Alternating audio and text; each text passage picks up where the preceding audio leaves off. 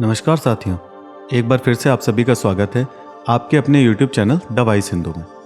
पिछली वीडियो में मैंने आपको महर्षि वेदव्यास के बारे में विस्तार पूर्वक बताया था।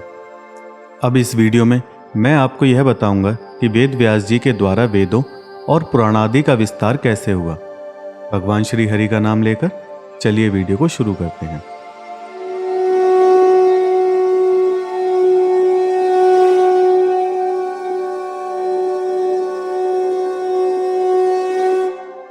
सृष्टि के आदि में ईश्वर से प्रकट वेद, ऋक्, यजु आदि 4 पादों से युक्त 1,00,000 मंत्रों वाला था।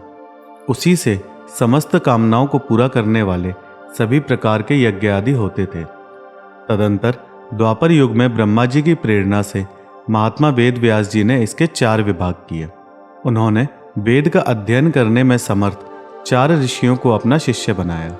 उनमें से महामुनि पैल को ऋग्वेद, वैशंपायन को यजुर्वेद, जैमिनी को सामवेद और सुमंतु को अथर्ववेद का ज्ञान दिया। इन चारों के सिवा सूत जातीय महाबुद्धिमान रोमहर्षण को महामुनि व्यास जी ने इतिहास और पुराणों का ज्ञान दिया। इसके बाद महामुनि पैल ने ऋग्वेद के 2 विभाग किए और उन दोनों विभागों को अपने शिष्य इंद्रप्रमिति और बाष्कल को पढ़ाया। फिर बाष्कल ने अपनी शाखा के 4 विभाग किए और उन्हें बोध्य, अग्निमाढ़क, याज्ञवल्क्य और पराशर नामक शिष्यों को पढ़ाया।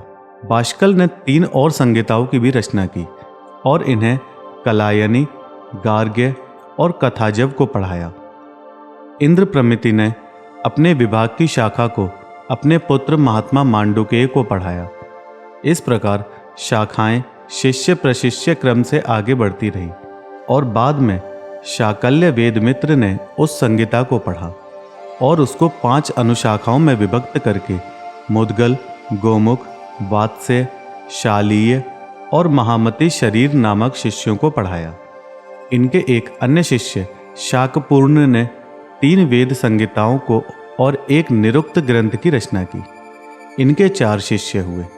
महामुनि क्रौंच, वैतालिक और बलाक ने 3 संहिताओं की तथा चौथे शिष्य वेद वेदांग के पारगामी निरुक्तकार हुए। इस प्रकार जिन्होंने संहिताओं की रचना की वे बृहवच कहलाए। व्यास जी के दूसरे शिष्य वैशंपायन जी ने यजुर्वेद रूपी वृक्ष की 27 शाखाओं की रचना की और उन्हें अपने शिष्यों को ग्रहण करवाया। उनका एक अति धार्मिक और गुरु सेवा में तत्पर रहने वाला शिष्य था जो ब्रह्मरात के पुत्र याज्ञवल्क्य थे।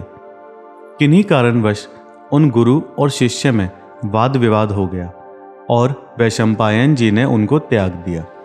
याज्ञवल्क्य जी ने उनसे यजुर्वेद की जो भी शिक्षा ली थी उसको उन्हें वापस कर दिया।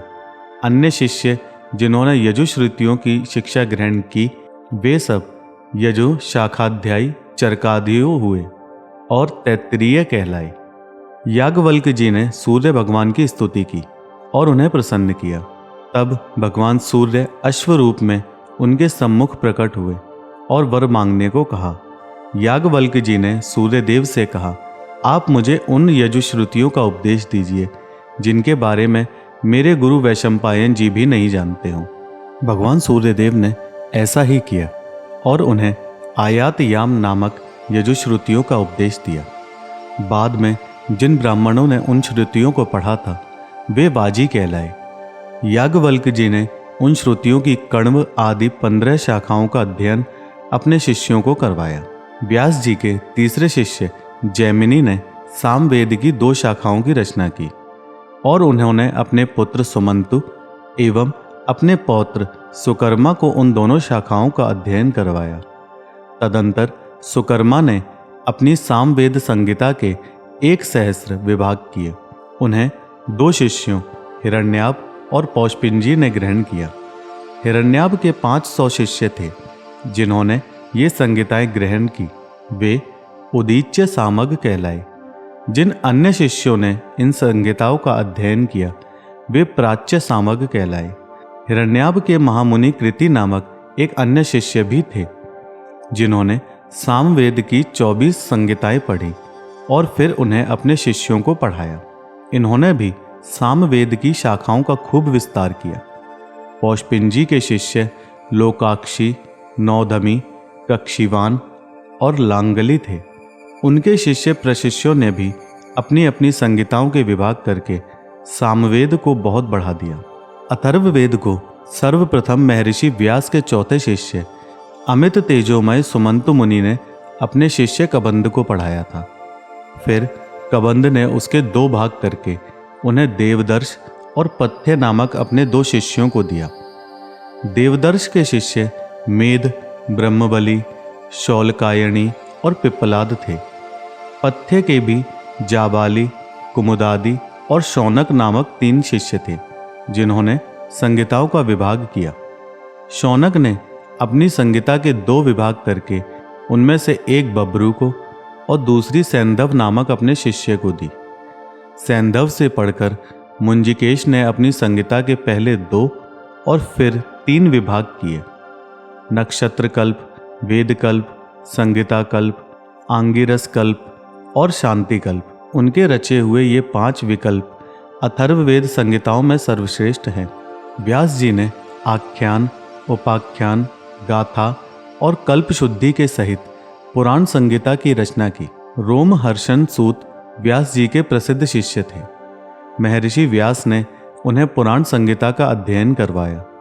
उन सूत जी के सुमति, अग्निवर्चा, मित्रायु, शांसपायन, अकृतवर्ण और सावर्णी नामक 6 शिष्य थे। इनमें से काश्यप गोत्रीय, अकृतवर्ण, सावर्णी और शांसपायन, ये तीनों संहिता करता थे।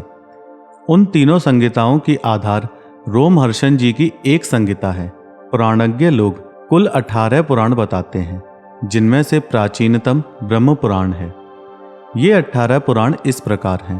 प्रथम पुराण ब्रह्म है, दूसरा पद्म, तीसरा वैष्णव, चौथा शैव, 5वां भागवत, छठा नारदीय, 7वां मार्कंडेय, 8वां आग्नेय, 9वां भविष्यत, 10वां ब्रह्म वैवर्त, 11वां पुराण लैंग्य कहा गया है, 12वां बाराह, 13वां स्कंद, 14वां वामन, 15वां कौर्म, 16वां मत्स्य, 17वां गरुड़ और 18वां ब्रह्मांड पुराण है। ये ही 18 महापुराण हैं। इनके अतिरिक्त मुनियों ने अनेक उपपुराण भी बताए हैं। इन सभी में सृष्टि, प्रलय, देवता आदि के वंश, मनवंतर और विभिन्न राजवंशों के चरित्रों का वर्णन किया गया है। 6 वेदांग, 4 वेद, मीमांसा, न्याय, पुराण और धर्मशास्त्र, ये ही 14 विद्याएं हैं। इन्हीं में आयुर्वेद, धनुर्वेद, गांधर्व और अर्थशास्त्र को मिला लेने से कुल 18 विद्याएं हो जाती हैं। ऋषियों के 3 भेद होते हैं, प्रथम ब्रह्म ऋषि, द्वितीय देवर्षि और तीसरे राज ऋषि। वेदों के संबंध में विष्णु पुराण में जो कुछ बताया गया है, मैंने अपनी अल्प बुद्धि के माध्यम से आपके समक्ष उनका वर्णन कर दिया है। इसी के साथ आज की वीडियो को समाप्त करते हैं। मिलेंगे आपसे अपनी अगली वीडियो में।